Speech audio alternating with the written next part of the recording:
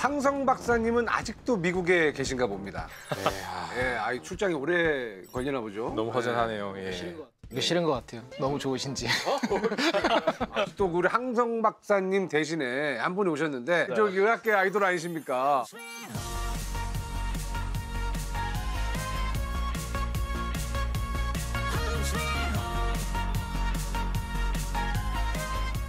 안녕하세요. 닥터 프렌입니다. 고장나 있는 자기 몸이 고장났다라는 걸 인식하지 못하는 게 첫 번째.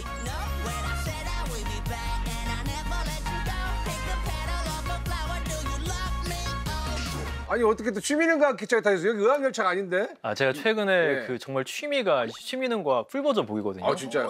너무 재밌어가지고 예. 알게 돼가지고 제가 내분비내과 전문의이고 예. 원래 비만과 당뇨병 이런 것에 관심이 많아요. 아, 내분비내과는 예. 또. 예. 그래서 오늘 좀 나누고 싶은 이야기가 있어가지고 과학자분들과 절 보면 어떤 느낌이 드세요? 정말 좋으신 분이죠. 왜냐면은 이런 분들 때문에 먹고 살아요? 네, 먹고 사는 것도 있고 호기심을 또 자극하고 제가 여기 나온 이유가 그건데요. 혹시 스푸코님 예. 제로 음료 같은 거 드시지 예. 않으세요 요새? 아스파탐 베이비? 아스파탐 예. 그렇죠. 엄청 좋아하죠. 네, 예전에는 저희 과를 찾아오시는 분들이 다 그냥 음료수를 드셨는데 이제는 오시는 분들 물어보면은요 지로죠, 열에 지로. 9, 10은 다 제로 음료를 드시고 계세요. 이런 인공 감미료는 우리들이 보기에는 약간 교란 물질 같은 거예요. 의사 선생님 모셨을 때는 네. 이게 너무나 정밀한 책이기 때문에 우리 몸이 이런 측면에서 좀 위험한데 이거 혹시 과학자분들은 어떻게 생각하실지. 그럼 오늘 주제가 나와버렸네요. 맞아요. 바로 슈가프리네. 슈가프리. 그렇죠, 슈가프리. 제로 음료수부터 시작해가지고 요즘에 그냥 제로 약간 신드롬이에요. 신드롬이에요. 지금 여러분들 여기 깔아놓은 거 있죠? 네. 이 과자도 다 제로예요. 그러니까 제로입니다. 써 있어요, 여기. 예, 맛있는 거는 포기할 수가 없겠고 이 슈가프리가 과연 오늘 예, 어떤 결론에 도달할지 저도 궁금합니다. 저 진짜 많이 때리거든요. 진짜 그렇다니까요. 저 요새. 정말 많이 때려요. 여름에. 우 교수님께서 지금 과학자들이 어떤 의견을 가지고 있는지 궁금하다고 하셨는데 뭐 여기 또 화학자도 계시니까 할 말 많으실 거고. 할 말 많죠. 저도 진화생물학자니 할 말이 조금 있긴 한데 그렇죠. 맛에 대한 전문가 정말 또 라이징 스타. 이 맛 세계, 미각 세계 라이징 스타. 미각 세계면은 빅마마 선생님 모시나요? 예, 미각이면은 이제 빅마. 고수실 것 안성기 같긴 하네요. 셰프님 모시나? 안성준 씨 이분하게 한번 모셔봐야 되는데 어떤 분이세요? 오늘 오실 분이? 그래서 지금 모셔봤는데 아마 이제 도착하실 것 같은데요. 한번 예, 들어오십시오.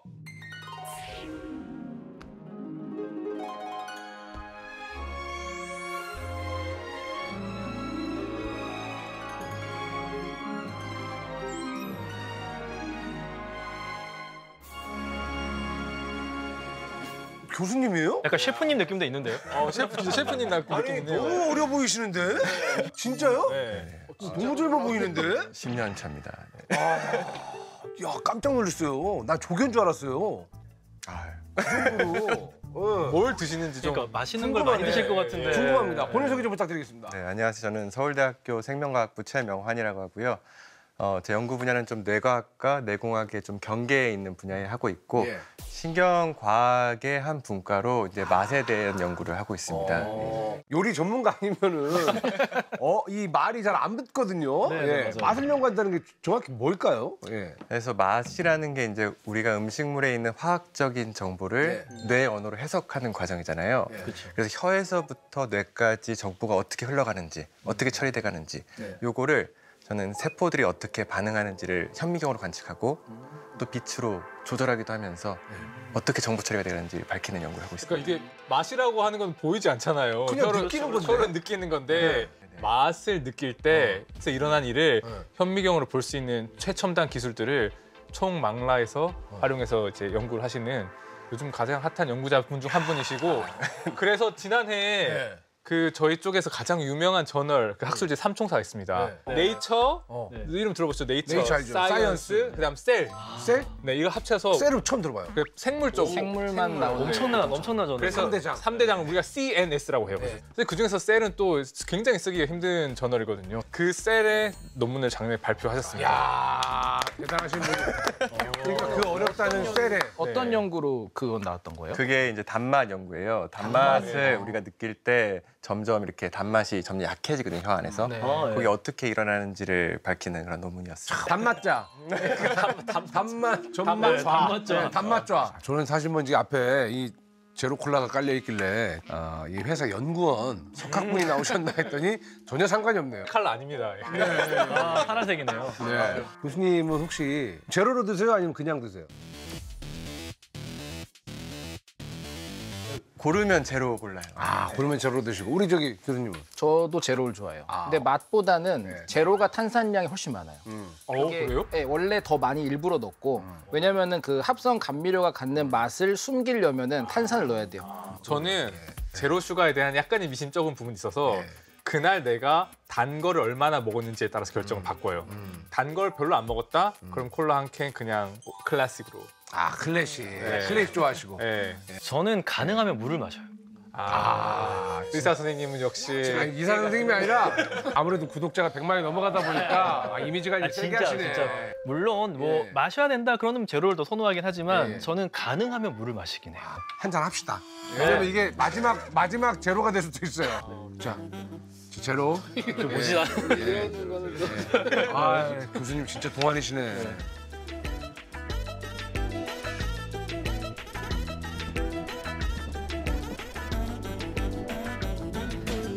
당구 얘기를 하니까 갑자기 네. 침이 고이는데 이 사람은요 네.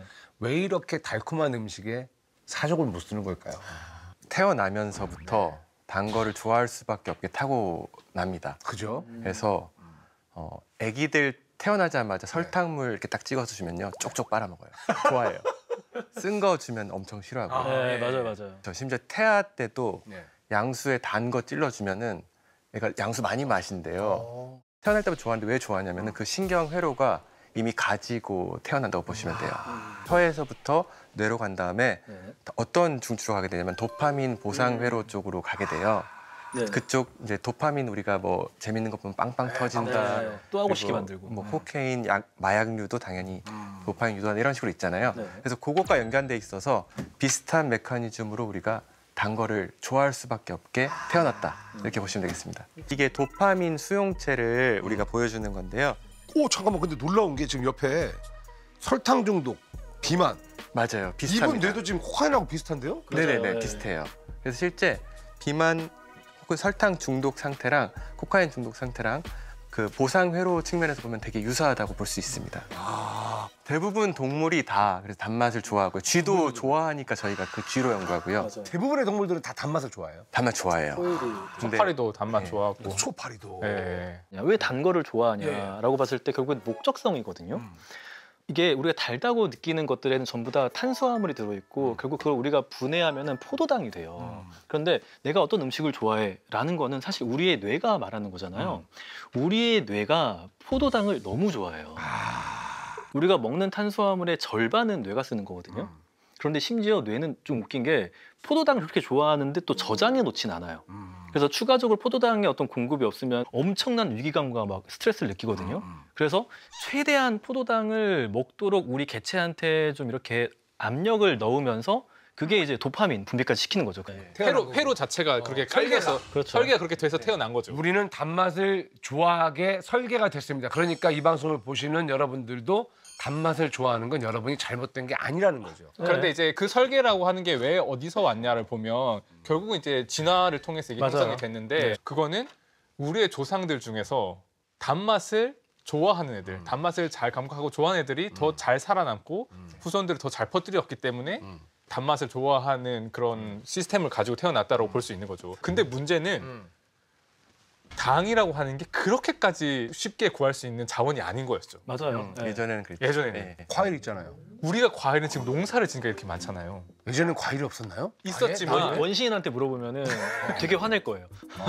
너 되게 잘 사는 친구구나. 발달된 농업 기술을 가지기 전에는 네. 그렇게 단 거를 구하기가 쉽지가 않았을 그렇긴 거예요. 하네. 사탕수수 말고는. 사실 이런 지금같이 단맛이 풍족한 사회가 된 거는 우리가 그걸 선호하는 본능적인 것도 있겠지만 이 시장 경제가 굉장히 크게 작용을 했을 거고요. 단맛이 바뀌게 된 계기는 사탕수수가 사탕무로 넘어가면서부터. 사탕무? 네. 사탕무는 원래는 설탕을 만들기 되게 안 좋은 식물이에요. 왜냐면 얘는 땅에서 자라는 거라서 흙냄새량이 엄청나고 그리고 사탕수수는 이제 줄기나 잎이나 다 다니까 그렇죠, 깨끗해요. 그렇죠. 예. 노예하는 데서 사탕수수를 가지고 막 하다가 그 생도맹그에서 노예 그 혁명 같은 게 일어나면서 사탕수수 공급이 금지가 돼버려요. 유럽에서 이제 난리가 난 거예요. 귀족 너네는 사탕수수나 설탕 먹지. 우리도 좌우하니까 야 이거 어떻게든 해결할 사람에게 상금을 주겠다. 그래서 사탕물을 정제해서 만드는 게 개발되면서 엄청 보급이 돼요. 그러니까 사탕무까지만 해도 그렇게 비쌌어요. 그런데 이 다음에 이제 과학자분들과 화학자분들이 진짜 큰일을 합니다. 엄청나게 많은 옥수수를 만들었는데 이 옥수수를 가지고요 효소 반응을 통해서 이걸로 과당을 만들 수 있네. 옥수수로. 그게 보통 콘 시럽이라고 하는 그렇죠. 게 그게 액상과당. 네, 그게 액상과당이에요. 그런데 이 액상과당은요 설탕은 그래도 두 개가 붙어 있는 건데 과당은 딱 이 한 덩어리여가지고 설탕의 한 2배 정도? 1.74배 달. 네, 1.74배? 네, 그 정도 더 달고. 조금만 넣어도 그냥 네, 정말 달고 우리 몸에 대사적으로 끼치는 영향도 더 안 좋아요. 그런데 이제 이렇게 액상과당을 엄청나게 대량 생산할 수 있게 됐고 원래 설탕이란 게 단맛이란 게 비싼 거였는데 가장 싸진 거예요. 그런데 1970년대에 어떤 일이 일어나냐면은 그때 이제 인스턴트나 가공식품의 어떤 붐이 일어나게 돼요.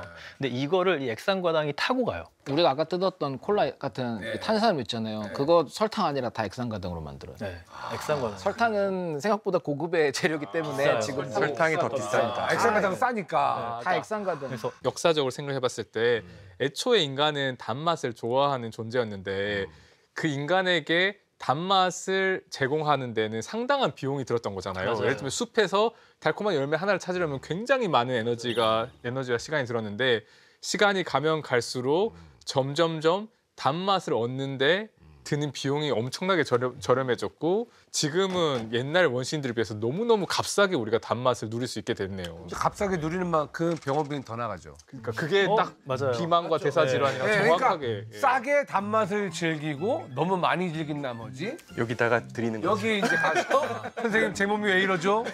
왜 이러죠? 이런 사람들이 너무 많아지고 그러다 보니까 결국에는 제로 슈가를 찾게 그렇죠. 된 게 아닌가. 네, 그래서 나온 게 사실 제로 슈가 대안이 됐다. 이렇게 되는 거죠.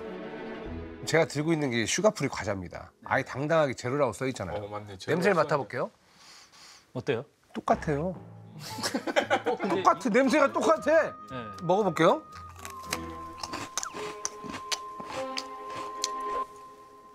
너무 달아. 오늘 중에 가장 그 눈빛이 살아있었어요. 방금. 아니 설탕 넣은 거야 이거는. 너무 달아요. 네. 설탕 넣은 것처럼 단데 요즘 마트 가면은 막 이게 되게 많아요. 알룰로스, 네. 스테비아. 스테비아, 네. 막 이런 애들이 되게 많거든요. 종류가. 맞아요. 근데 이게 그러면 얘네들도 전부 다 슈가프리 저기 감미료인 거예요? 우선은 그렇죠. 그렇죠. 슈가가 개념적으로 들어가니까. 슈가가 아니니까 슈가프리라고 할 수 있을 것 같은데요. 슈가프리. 우리가 일반적으로 먹는 이제 설탕, 과당, 포도당 빼고 에너지를 낼 수 없는 단 것들. 그게 이제 대체 감미료라고 부를 수 있을 것 같아요. 뭐 제일 유명한 아스파탐 유명하잖아요. 아스파탐 예. 근데 그거 말고도 보면은 몇 종류가 더 있어요. 뭐 사이클라메이트니 수크랄로스니 되게 많고 지금도 심지어 계속 개발되고 있어요. 그 친구들은 당은 아니에요?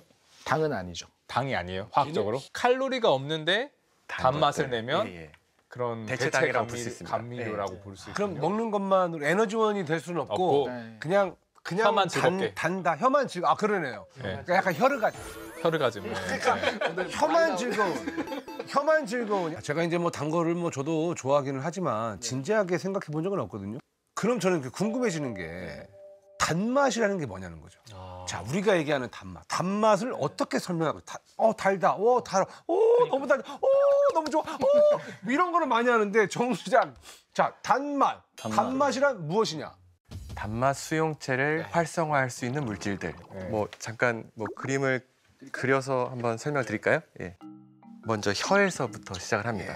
혀에 보면은 우리가 맛을 느낄 수 있는 부분이 이제 미래예요. 대부분 다 맛을 못 느끼는 부분이고 미래 부분이 동글동글하게 조그맣게 보이고요. 앞쪽에요? 조그맣게 버섯처럼 이렇게 나와 있는 애들이 있어요. 미래에 미래가 혀에 까끌까끌거리는 게 미래예요? 까끌까끌하지 않은 애가 미래예요. 그래서 까끌까끌한 애는 성상 유도고 다른 이름을 가지고 있는데 고양이 보면 혀가 엄청 거칠거칠하잖아요. 걔네들은 이게 엄청나게 갈고리처럼 생겼습니다. 아이고 맞아요. 그래서 육안적으로 보이는 구조. 그쵸. 보이죠? 그 고양이 정도 되면 보이고요. 사람 정도 되면 좀 확대해야 보입니다. 맨들맨들한 부분이 이제 그 미래. 그쵸. 미래가 많아요, 혀에? 어디 딱 놓으면은 여기는 맛 못 느끼는 부위 같은 거 없어요? 혀에? 미래가 혀 앞쪽에 많아요. 그래서 우리가 먹을 때 이렇게 예, 하잖아요. 혀 요 앞쪽에. 그게 제일 맛있게 먹는 방법이네요. 그쵸. 예. 그리고 얘네들을 확대해 보면은 세포가 이게 마늘종처럼 이렇게 모여 있어요. 마늘종. 그래서 세포 하나하나가 마늘 하나라고 보시면 되고요. 그중에 단맛세포, 쓴맛세포, 신맛세포, 감칠맛세포 이렇게 구분돼 있다고 우리가 얘기를 하고 뭉쳐져 있어요, 쟤네들이. 걔네들이 마늘처럼 딱 뭉쳐져 있어요. 그다음에 요 끝에 보게 되면은 이제 맛 느끼는 게 결국 혀 표면이잖아요. 끝에 나와 있는 이 얘가 몸을 뾰족뾰족 빼고 있는데 거기에 이제 수용체들이 있습니다. 아, 이 초록색이 그 마늘 같다고 한 그 모양인가요? 네, 지금 보시면은 이래. 확대한 거 마늘종 보시면요. 맞네요. 마늘종처럼 잘 생겼죠.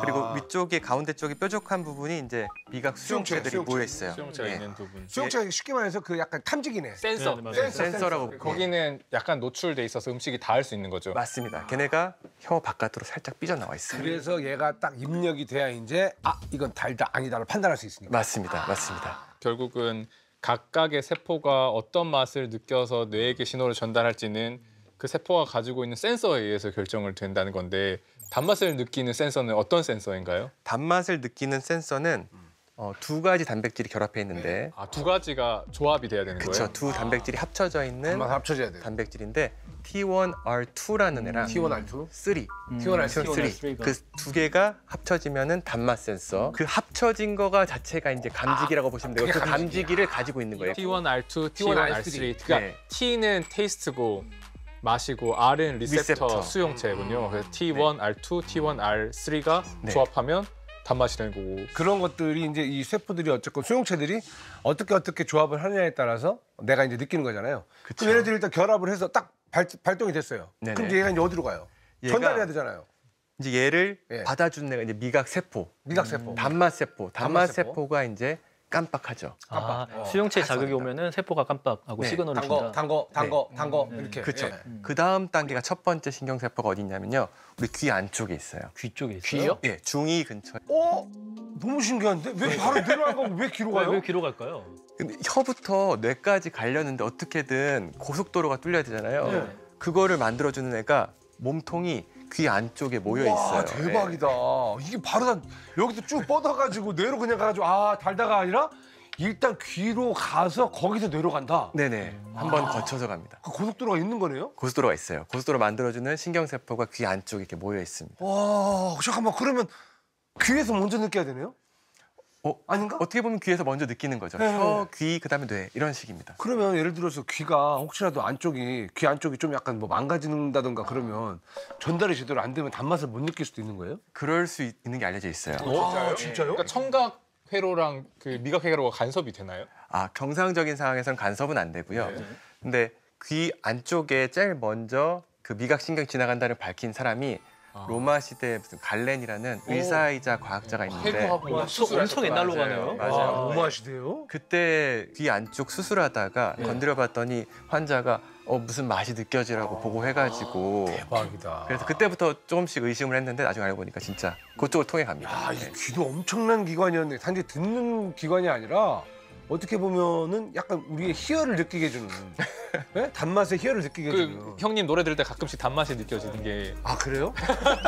짠맛도 많이 느껴질 텐데 매운맛도 느껴지고. 아니 그러면 이게 일단 여기 과자가 있습니다. 이게 먼저 혀에 닿는 순간 바로 미래에 있는 마늘 쪽이 반응을 합니다. 센서들이 막 네, 센서들이 막 반응을 해요. 거기 있는 단막 수용체가 이제 활성화가 되는 거죠. 벌써 활성화가 됐네. 넣자마자. 여기 넣자마자 여기 단막 수용체가 활성화가 되고 네. 이게 이제 전기 신호가 귀를 통해 가지고 뇌로 해서 달다. 이게 귀를 통해 가지고 뇌로 전달되면서 달다를 느낀다. 이게 우리가 단맛을 느끼는 프로세스다. 맞습니다. 라고 보면 될 것 같아요. 너무 깔끔해. 그죠? 제가 요즘 큰일 났어요. 왜? 다른 방송 가가지고 갑자기 과학 얘기가 나오면 그거 아니? 이걸 내가 어느 순간 막 하고 있다니까. 꼴보기 싫어도 이해 좀 해. 이러면서 너 나이 좀 지식인 되는 것 같단다. 이게 있단 말이에요. 그러니까. 전기 신호를 깜빡하면은 얘가 신경에 신경 전달 물질을 뿜어요. 그 신경 전달 물질이 좀 특이하게 우리가 에너지원으로 쓰는 ATP, ATP 알죠. 미토콘드리아가 만드는 ATP 그거를 뿜어요. ATP를 신경전달 물질로 써요? ATP를 신경전달 물질로 미각 써요. 세포에서 네네. 첫 번째 신경세포로 신호를 전달할 때 신경 전달 물질이 ATP예요. 네. 왜 ATP로 할까요? 확실하게는 이유는 알 수 없지만 네네네. 제일 일을 ATP가 잘하나 어떻게 보다. 보면 다 모든 세포가 다 가지고 그쵸, 있잖아요. 그쵸. 네. 우리 몸에 에너지처럼 쓰는 현금이라고 볼 수 있는데 캐시. 그 캐시를 좀 뿌리면서 정보를 전달하는 방식을 갔다 와. 채택하고 있습니다. 이게 뿌린다는 게 그럼 ATP가 소모가 되나요? 아니면 그냥 이동만 해요? 소모가 되는 거죠. ATP를 밖으로 분비하고 그게 계속 있으면 계속 달다가 느껴질 거잖아요. 그래서 얘를 빨리 없애줍니다. ATP 분해하는 효소들이 있어요. 아니 근데 이게 제로슈가 하면은 설탕이 안 들어있다라고 보면 되잖아요. 원리가 뭘까? 나 이게 도저히 왜 설탕 넣은 것처럼 다냐? 왜 설탕을 넣은 것처럼 달아요? 그러니까 인공 감미료가 달게 느껴지는 건 결국 아까 말씀드렸듯이 단맛 수용체 거기 달라붙어서 단맛 세포를 활성화시키면은 그때부터 이제 쭉 단 거예요. 원래는 똑같죠. 왜냐하면 이 모든 과정의 시작만 딱 건드릴 수 있으면 뒤에 쭈루룩은 그대로 똑같으니까 우리는 그 미르에 있는 수용체에 결합하면 되는데 이걸 또 많은 분들이 약간 우리 혀를 속이는 것처럼 생각하는데 혀는 속은 적이 없어요. 그렇죠. 왜냐면 내가 너한테 설탕을 줄 거야도 아니고 단맛을 느끼는 물질을 준 거고 당연히 우리는 그 수용체가 똑같은 식으로 반응할 수 있는 예를 들어서 우리가 말하는 것 중에 그 수크랄로스라는 감미료가 있는데 얘는 설탕이랑 똑같이 생겼어요. 아예? 네. 설탕을 염소라는 그 독가스였죠. 옛날에 그걸로 처리를 했더니 수산화라고 불렀던 그 OH가 몇 개가 염소로 바뀌었어요. 3개 정도가. 그러니까 얘는 구조도 똑같으니까 우리는 똑같은 맛을 느끼는 거예요. 근데 얘는 설탕이 아니니까 우리는 영양소로 쓰지만 않는 거고. 그래서 이 모든 건 그 설탕이나 다른 과당이나 이런 녀석들의 구조, 화학적인 구조를 비슷하게 만들거나 아니면 그 울룩불룩한 수용체에 잘 결합할 수 있게 만들면은 우리는 그걸 단맛으로 느낄 수밖에 없어요. 그러면 슈가프리 감미료도 설탕이랑 똑같은 수용체를 활성화시키는 거예요? 네. 똑같은 단맛은 수용체를 건드립니다. 똑같은 수용체. 그렇습니다. 그러니까 혀는 죄가 없네. 그죠? 여기서 이래도 속은 죄가 건, 없고. 속은 건 뇌예요. 그렇죠. 뇌가 속았네요. 뇌가 사기당한 거죠? 네. 내가 사기 그러니까 내가 사기 당하고 네. 뇌가 사기를 당한 거지 이 혀 안에 있는 뭐 네. 수용체라든가 이런 것들은 사기를 당한 건 아니다. 얘네들은 할 일을 했을 뿐이다. 되게 중요한 포인트 같은 게 마치 맛이라고 하는 게 외부에 있는 어떤 물질, 쿠키나 설탕에 들어있는 것처럼 얘기하지만 지금 맛이라고 하는 건 굉장히 어떻게 보면 주관적인 그렇죠. 감정 인식이잖아요. 맛을 느끼는 최종 주체는 결국은 뇌고 교수님께서 맛을 연구하면서도 뇌를 연구하는 것은 맛이라고 하는 것은 여기에 있는 게 아니라 사실은 여기에 있는 거라고. 그렇게 볼 수 있을 것 같아요. 아니 슈가프리 감미료는 그럼 과학자들이 연구를 해서 발견한 겁니까? 이게 그렇게 발견됐으면 좋겠는데 예. 실제 우리가 수용체 알게 된 게 네. 2000년대 이후예요. 얼마 안 됐고. 얼마 전에 진짜로요? 얼마 안 돼요. 와, 네, 얼마 안 너무 얼마 돼요. 안 됐는데요? 그 T1, R2, T1, R3가 그쵸. 2000년대 1년인가 발견됐습니다. 와, 너무 얼마 안 됐다. 그러다 보니까 근데 감미료 수백 년 전부터 있었잖아요. 네. 그래서 어떻게 발견됐는지를 저도 찾아보니까 얘네가 되게 우연히 그 장홍재 교수님과 같은 화학자들에 의해서 발견됐더라고요. 매드 사이언티스트. 자꾸 이렇게 좀 찍어 먹어보는 화학자들한테 대부분 발견됐고 특히나 좀 한 가지가 되게 신기한데 아까 스쿠알로즈라고 되게 비슷한 설탕과 비슷한 애가 있었는데 걔는 교수랑 학생이 같이 실험하다가 교수가 이거 한번 테스트해보자고 테스트해봐 그랬더니 얘가 테이스트로 들은 거예요. 그래서 찍어 먹어보고 이렇게 달아 그래가지고 테스트를 발견된 테이스트로? 게. 예. 이 수크랄로스가 가장 마지막에 발견됐어요. 유명한 물질 중에선 지금도 새로운 게 나오죠. 근데 앞에 있는 것들도 다 비슷해요, 얘기가. 예를 예를 들어서 우리 사카린이라는 사카린. 유명하죠. 예. 사카린도 그 실험하던 학생이 그 손을 안 닦고 저녁 식사를 먹으러 왔는데 빵이 단 거예요, 먹었는데. 네. 그래서 이게 왜 그런가? 거기서 또 과학적인 대처가 나옵니다. 뭐 때문에 단가를 보려고 실험실에 다시 가서 실험복이랑 다 빨아 먹어봤어요. 어디가 단 진짜로? 거? 네, 비록이. 그래서 이게 달달한 거고 아스파탐도 비슷해요. 아스파탐은 원래 의약용이었어요.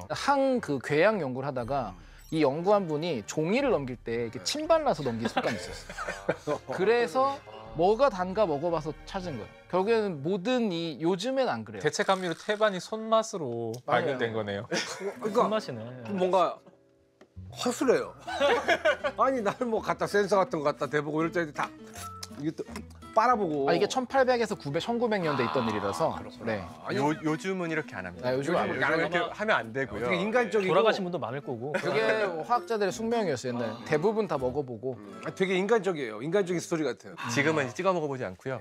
세포를 단맛 수용체를 이제 발현을 시켜서 이제 얘가 그럼 인공 혀처럼 되는 거예요. 거기다 아무 물질이나 다 뿌려보면서 누가 단지를 찾아내서 하는 회사도 하나 있습니다. 그 목적은 그거를 새로운 감미료로 개발하려는 목적으로. 그렇죠. 그 사람들이 하는 게 새로운 감미료, 또 쓴맛 억제제 뭐 이런 것들을 개발합니다. 교수님이 이렇게 맛에 대해서 전문가니까 저희를 이렇게 뭔가 속이는 실험을. 그런 실험 같은 거를 진짜요? 마술? 하실 수 뭐 준비해 있으세요? 오셨어요? 준비해왔습니다. 네. 모르겠네. 스위치 하는 이거 보통은- 수용체를 이건 안 되지. 비슷하게 이게 먼저 일단 컨트롤 실험 우리 해야 되니까 네. 한번 레몬 살짝 물어보시고요. 너무 싫텐데. 그 저건 뭐예요? 알약 같은 건 뭐예요? 이게 이제 미라클베리라는 미라클베리? 미라클베리. 신기한 맛을 바꿀 수 있는 그 과일로 사탕을 만든 건데요. 식용이죠? 식용입니다. 미라클베리. 역시 식용이. 일단 먼저 이게 약간 쥐 사료 같은 느낌 좀 있어요.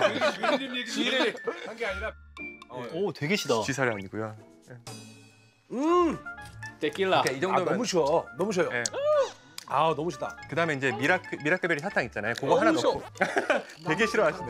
먼저 혀가 괜찮으시게 기다려야 되나요? 아니면 아니요. 지금 이제 미라클베리로 이거 미라클베리요? 미라클베리 사탕을 녹여 먹어야 돼요? 녹여서 미뢰들에 문질러 줘야 돼요. 이제 혀 앞쪽, 중간 그리고 입 천장에도 미뢰 있거든요. 거기도 이제 골고루 사탕 자체가 좀 사탕이 맛이 더 있는데. 오미자. 오미자.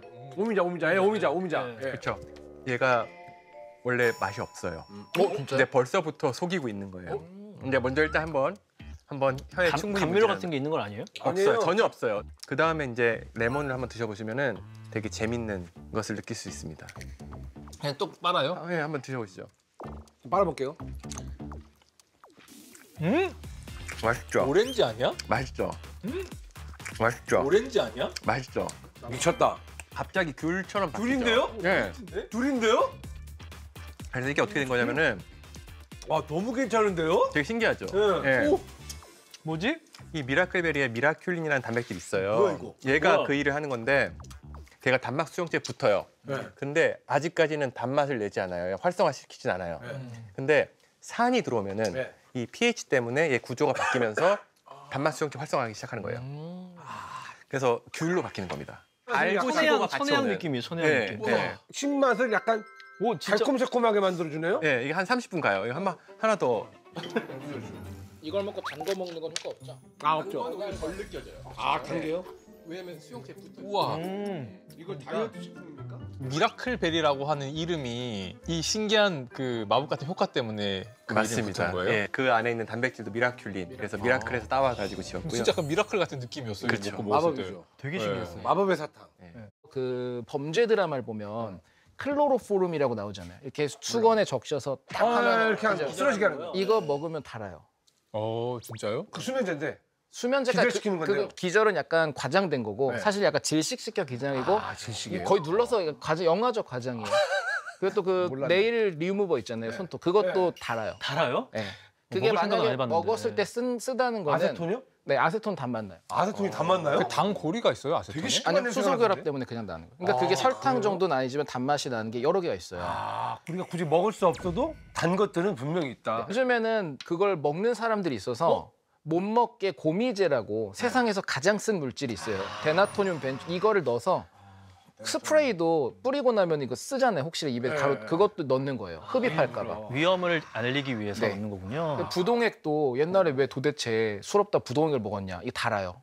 에틸렌글라이콜이라는 게. 진짜요? 네. 얘네들도 다 수산화란 작용기가 있어서 우리 단맛을 느끼는데 어떻게든 끼어 들어가면서 야 나는 너한테 지금 단 물질이야 빨리 신경 자극을 줘라고 알려주는 거 속이는 거죠. 그러니까 우리가 먹을 수 있는 단 것과 먹으면 안 되는 단 것들이 있다라는 거를 또 오늘 통해 가지고 처음 알았네요. 지금. 그런 측면에서 합성 감미료 먹어도 되는 단맛이다라는 생각하는 입장입니다. 네. 기준이 이제 저는 독성 물질.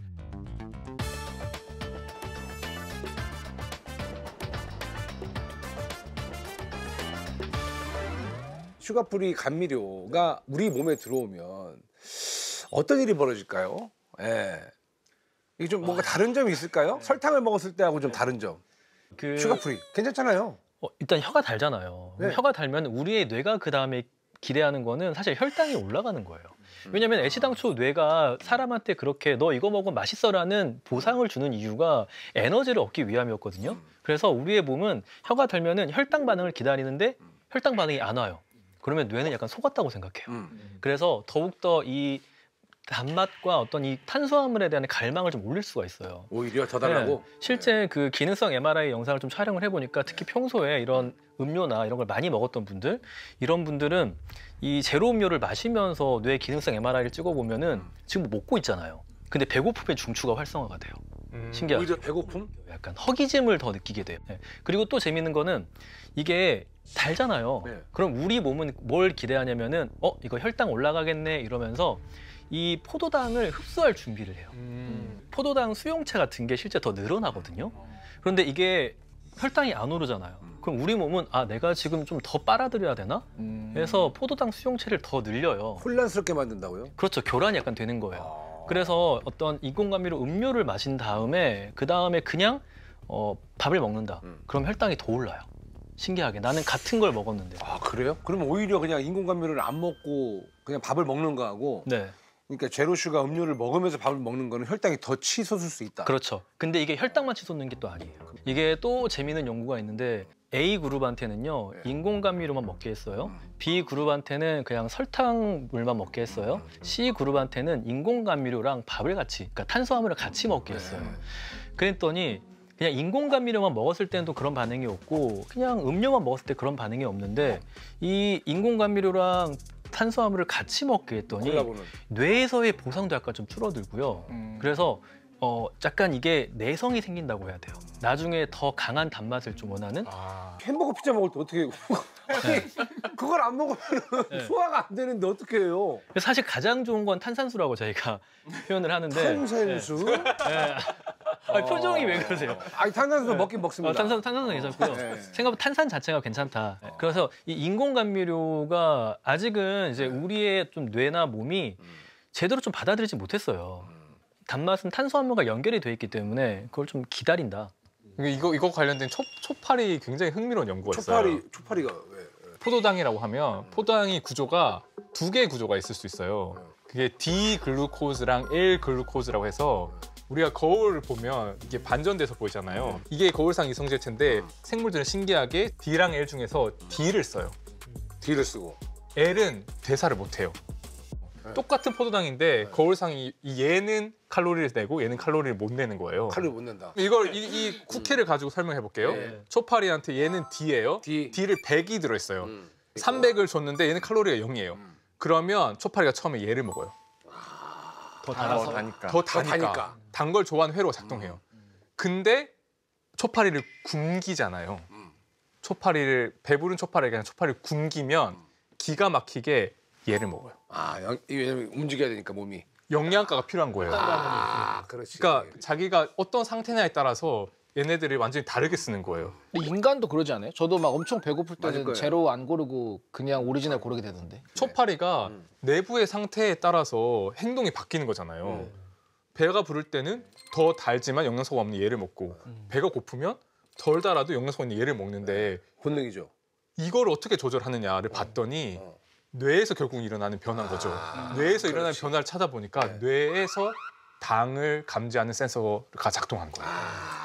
그러니까 우리가 지금 얘기하셨던 게 두 가지 차원이 있는 거예요. 바깥에 우리가 혀나 초파리도 혀가 있는데 혀를 통해서 외부의 음식을 감지하는 것도 중요하지만 내 내부에 있는 상태를 감지하는 것도 중요한 건데 사실은 그 체계가 교란될 일이 자연에서는 별로 없는 거죠. 없죠. 왜냐하면 우리가 단 거는 말씀하셨던 것처럼 우리 몸에 와서 영양소가 되는 어떤 물질이 되고 그 혈당을 올리고 하는데 지금 이거는 사실 생물의 몸이 경험해 본 적 없는 교란인 거잖아요. 교란이에요. 단데 안 올려. 안 올려. 몸에 당을 안 올려. 이거 이상한데? 칼로리도 안 줘. 네. 그러니까 되게 혼란스러운 상황일 것 같아요. 그거랑 되게 비슷한 쥐 연구가 있어요. 맞아요. 그러니까 쥐한테 설탕물이랑 물 주면 당연히 설탕물 좋아하고요. 그냥 인공감미료물이랑 그냥 물 주면 인공감미료 좋아해요. 제로 음료 좋아해요. 무조건 단걸 좋아하겠죠. 단거 좋아해요. 근데 두 개를 주면 어떠냐? 그러면은 처음에 구분을 못 합니다. 그냥 둘 다 달콤하게 맛있으니까. 설탕물이랑 감미료랑. 예, 그냥 둘 다 좋아해요. 똑같이 먹어요. 근데 하루 정도 있다 보면은 얘가 귀신같이 에너지가 있는 달콤한 거. 설탕물을. 초파리랑 똑같네요. 예, 초파리랑 똑같아요. 동물들은 다 안 먹어. 그래서 왜 그렇게 오래 걸리냐면은 혀가 좋아해서 도파민 회로랑 연결되는 건 바로 맞아, 즉각적으로 즉각적이에요. 일어나죠. 네. 근데 얘는 아무래도 장까지 가서 흡수해야 돼요. 시간이 오래 걸리잖아요. 그래서 우리가 먹는 거랑 에너지를 흡수해서 조화랑 그 두 개가 이제 두 개를 연결시키는데 시간이 좀 걸리는 거예요. 대신에 얘가 나를 나중에 더 기쁘게 하는 거다, 더 좋게 하는 거다, 더 보상 크게 오는 거다. 딱 이거 아는 거죠. 그러면 그 실험을 할 때 얘가 초파리가 언제든지 먹을 수 있는 음식을 같이 보관을 해두면 배가 항상 부르고 영양소는 가득 있을 거 아니에요. 네네. 그때도 설탕물을 원하나요? 하면 또 구분을 못 하나요? 배가 부른 상태에서 실험을 하진 않았어요. 사실 이런 실험들 할 때 항상 굶겨서 데이터가 빨리 나와야 되니까. 근데 아마 아까 초파리 실험처럼 달라질 수 있다고 봐요. 결국에는 내적 상태에 따라서. 우리가 구분하지 못하는 게 단지 우리가 먹을 게 너무 많은 시대라 그래서 그냥 선호도나 이런 거에 따른 거지 인간도 먹을 게 없으면 당연히 감미료보다는 설탕을 먹을 것 같아서 아, 저도 그렇게 생각합니다. 예. 재밌는 맞는 말 포인트네요. 같아요. 음료 회사 입장에서는 지금 제로가 불티나게 팔릴 수 있는 기반은 모두가 배부른 상태이기 때문에 그렇죠. 모두가 그러네요. 과잉 영양 상태이기 때문에 이게 팔리는 거지 만약에 영양이 부족하다면 사람들이 클래식을 제로보다 훨씬 더 맛있게 느낄 수도 있겠네요. 그 장에 있잖아요. 아까 장 말씀하셨잖아요. 네네. 사람 장은 네. 아까 이제 그 슈가프리 감미료에 네. 어떤 영향을 좀 받는지 궁금합니다. 이 사람의 그러니까 장. 우리는 사실 이 인공 감미료를 분해를 못 시키는데 장 내에는 굉장히 다양한 미생물들이 미생물들 있죠. 네. 그러면 얘네들도 인공 감미료랑 아무런 상호작용을 안 하냐 처음엔 좀 그렇게 생각했었는데 어떤 장내 미생물들은 일부 어떤 인공 감미료를 좀 분해하기도 해요. 분해요. 네. 그리고 어떤 대사물질을 만들기도 하고. 그래서 이제 이루어진 연구들을 보면은 인공 감미료를 많이 먹었을 때 이 장내 미생물들의 어떤 다양성이 좀 줄어들고 안 좋아진다는 얘기예요. 그렇죠. 안 좋아져요. 특정 유해균들이 좀 많아지기도 하고 그리고 장내 미생물들이 만드는 그 대사물질이 있거든요. 그 대사물질을 우리가 또 에너지로 사용하기도 하고 이걸로 우리가 지방대사나 어떤 포만감을 느끼기도 하는데 이런 게 좀 훼손돼가지고 약간 좀 타격을 준다. 그렇죠. 당뇨병 전 단계라든지 좀 대사장애 쪽으로 좀 이렇게 가는 그런 인공 경향들이 감미료가요? 네, 그러면 관찰되는 거죠. 예를 들어서 그럼 인공 감미료 말고 똑같은 설탕을 섭취했을 때 그때는 장내 미생물의 그 타격감이 더 안 좋아요. 예상치도 못한 네, 설탕은 확실하게 더 좋죠. 더 안 좋죠. 아 그래서 물 드시는 거예요? 네, 설탕은 더 안 좋고. 됐습니다. 그러니까 네. 더 안 좋은 게 설탕이다. 네, 더 안 좋은 네, 설탕. 네, 그러니까 네. 인공 감미료는 근데 이제 문제가 괜찮다고 사람들이 안심할까봐. 생각을 하고 많이 있었는데 먹으니까. 네, 이것들도 교란을 굉장히 많이 일으키고 실제 이제 인공 감미료 음료를 하루에 2잔 마신 사람들이 어떤 심혈관계 사망이나 치매 혹은 전체 사망률이 좀 올라갔다.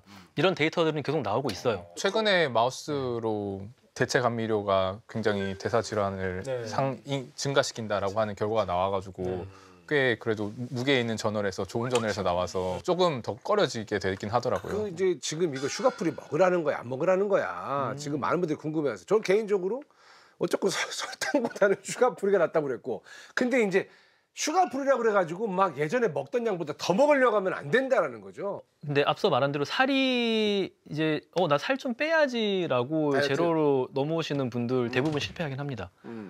실제 연구에서도 이제 그런 걸 본 게 되게 많아요. 다이어트의 제로는 뭐 의미가 없다. 넘어갔더니 더 찌진 않지만 빠지지도 않더라. 근데 그거는 저기 뉴잉글랜드 그 메디컬 저널에서 네.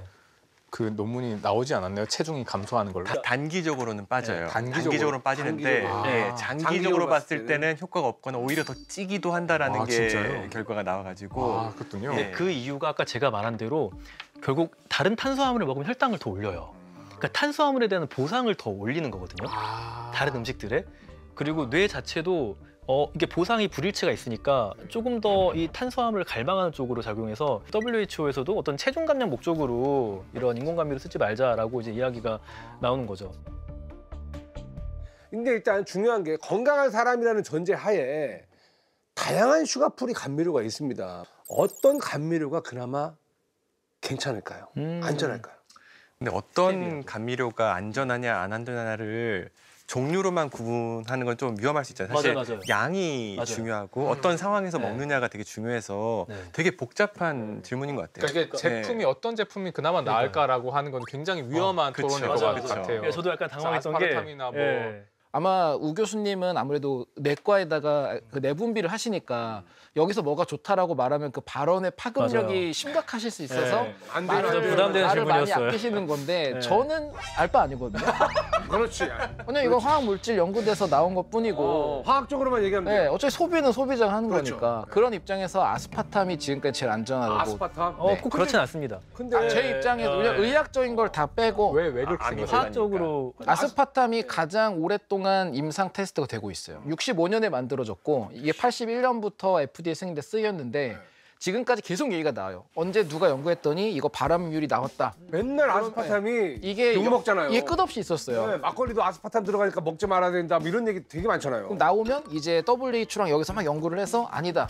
이거는 연구가 잘못된 나오면 한 몇 년 있으면 또 나와요. 이거 다른데 문제가 있었다. 이거를 끝없이 반복을 하고 있으면서 오는데 연구도 제일 많이 돼서 저는 아스파탐은 문제 없다 보고 스테비아라는 거 토마토 하잖아요. 이건 천연 물질이에요. 합성이 아니라. 스테비아는 식물 이름이고 식물이에요. 거기는 스테비사이드란 거를 흙에 뿌리는 거예요. 그럼 토마토가 그냥 이걸 빨아들여 가지고 달콤해지는 거거든요.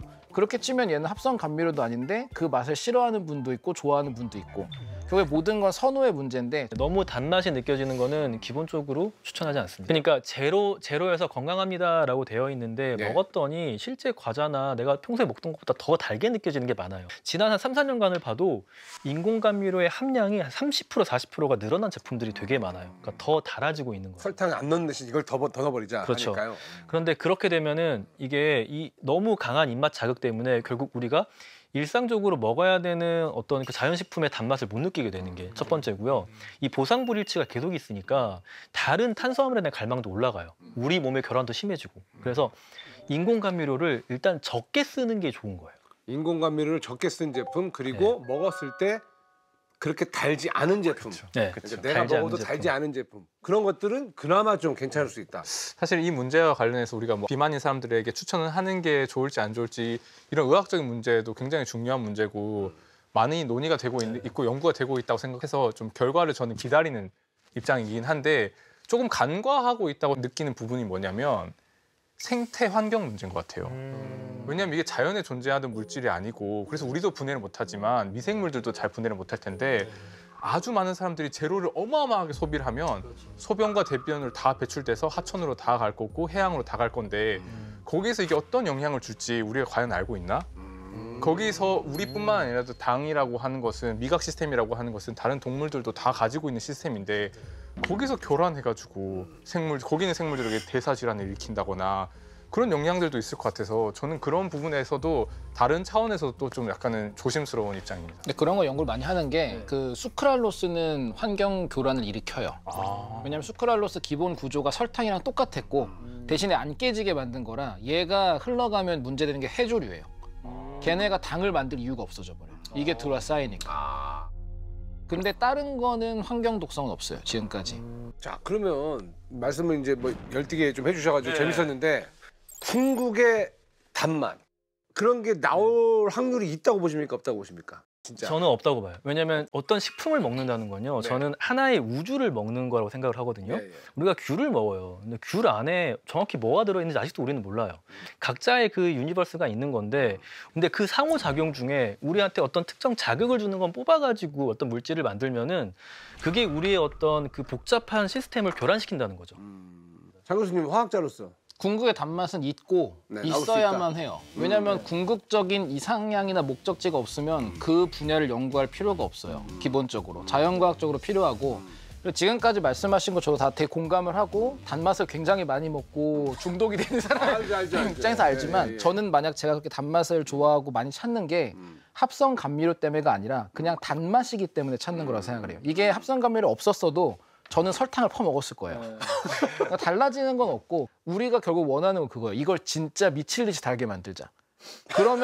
왜냐면 그러면 정말 조금만 넣어도 단맛이 나니까 그렇지. 몸에 가는 부담을 엄청 줄일 수 있거든요. 적은 양. 그러니까 네. 이게 약간 다른 거예요. 결국에는 엄청나게 달게 만드는 그게 자극인 거거든요. 엄청나게 달기 때문에 우리의 뇌가 그 이제 도파민을 분비하게 되고 그걸 계속 쫓게 되는데 거기에 들어가 있는 다른 물질들이 분명히 또 있어요. 그럴 수밖에 없죠. 많이 넣어서 달게 하느냐 아니면 조금만 넣어서 그냥 그 충족을 시키느냐 이 차이가 큰 의미가 없는 큰 아니죠. 의미가 없는 차이가 거예요. 있죠. 왜냐하면 넣는 양이 다르면 기본적으로 양에 따라서 독과 약이 바뀌고 항생제니 뭐니 모든 게 사실 우리는 이롭게 쓰지만 몸이 들은 양이 좀만 더 많으면 문제잖아요. 그런데 이게 결국 우리가 이 맛이라는 거는 목적성이 있는 거거든요. 이 맛이라는 거는 이 안에 들어있는 영양소 때문에 우리의 뇌가 주는 보상이에요. 근데 우리가 마약 중독자들 왜 그 사람 도파민에 미쳐 있는 거잖아요. 근데 도파민이라는 게 성취를 했을 때 나오는 물질인데 근데 이 도파민이 좋으니까 도파민만 극대화시키는 게 결국 마약이 되는 거라 생각할 수가 있어 쉽게. 아주 간단하게 하면은 그런데 그렇게 보면은 이 궁극의 단맛을 만드는 거는 어떻게 보면은 또 다른 마약을 만드는 걸 수가 있어요. 자, 두 분 열띤 토론 감사드리고 서로 저 하나씩 하시고 우리 최명현 교수님은 어떻게 생각하십니까? 그러니까 이런 단맛. 문제를 다룰 때 저희가 계속 뭔가 어떤 물질이 있어갖고 걔를 무한대로 먹어도 괜찮을 거냐 이런 것을 찾는 거잖아요. 근데 우리가 이런 질문을 대할 때 양이 저는 되게 중요하다 보거든요. 그러니까 어떤 물질이든 적정한 수준에서는 몸에 해가 안 되지만 넘치면 해가 되기 시작합니다. 그래서 인공 감미료들, 대체 감미료들이 지금 너무 많은 종류 나와 있어요. 수십 가지 나와 있어요. 그 중에 우리가 제대로 이해하고 있는 게 많지가 않고 얘네들을 제대로 이해해가지고 적절한 조합이 궁극의 단맛일 수도 있고 그리고 그렇다고 또 무한대로 먹어도 되는 거 아니고 맞아요. 어느 정도 적정한 수준에서 어떻게 섭취해야 되는지를 우리가 알아내서 사람들한테 잘 알려준다면 그게 궁극의 단맛이 될 수 있지 않을까. 좋은 말씀이십니다. 아무리 슈가풀이라고 해도 마음 놓고 그렇죠. 야 이거는 그래도 괜찮겠지 하면서 더 많이 먹지 말고 어쨌건 슈가풀이라고 하더라도 내가 양을 어느 정도는 조금 소량을 먹어야 된다라는 거를 좀 많이 깨닫긴 했습니다. 왜냐하면 나는 단 거를 포기를 못 하거든요. 예. 단 거가 땡저이잖아요. 아니. 오늘 되게 어떠셨습니까? 예, 오늘 함께 해주셨는데 어떠셨어요? 즐거웠고요. 이게 단맛이라는 게 그러니까 굉장히 매력적인 맛이에요. 포기 못해요. 너무 매력적인 맛이어서 이게 좀 사람들이 안전하게 이 단맛을 좀 즐겼으면 좋겠다는 생각은 저도 있거든요. 다만 이게 과하진 않았으면 좋겠다. 적당히. 교수님도? 저도 너무 재밌었습니다 오늘. 제가 단맛 연구하면서 맨날 쥐한테 인공 감미료만 먹였었는데 이렇게 좀 폭넓게 좀 얘기해 볼 수 있어서 너무 재밌었어요. 오랜만에 사람들하고 대화하시나요? 아니 그렇지 않습니다. 제 대학원생 있고요. 왜냐면 워낙 주로 실험을 많이 하시니까. 네, 그렇진 않습니다. 좋은 업적 앞으로도 계속해서 좀 부탁드릴게요. 감사합니다. 예, 진짜 감사합니다. 오늘 정말 너무 뜻깊은 시간이었습니다. 좀 드세요. 많이 먹었나? 이 정도 괜찮지 않습니까? 방송하고 나니까 이제 더 못 먹겠어요. 그러니까. 제가 이제 연애 프로그램 지금 진행을 하고 있잖아요. 보시죠? 막 갈 것 같은데 안 가고 막 싸우다가 마지막에 이제 최종 선택 전이야. 될까 말까? 어떻게 될까? 될까? 금방 이게 도파민이 터지는 거야. 진짜 터지죠. 도파민 터진다 뭐 이런 표현 많이 쓰는데 저는 절대 안 쓰거든요. 제가 이해했다고 생각이 되어야지 쓸 수 있는 것 같아요. 그렇게 도파민 얘기를 하는데 정작 나는 도파민이 뭔지 모르네. 박사님. 네. 도파민이 뭡니까? 행복 호르몬이라고 알고 계신 분들이 너무 많은데 아닙니다. 호르몬이 아니에요? 그때 실제로 뇌에서 도파민이 이렇게 나오나요? 여기서도 저도 질문이 있는. 모델을 구축하는 과정, 의사결정을 배우는 과정, 이게 더 잘 일어나게 해주는 거예요. 그냥 중독시키는 애 아니에요?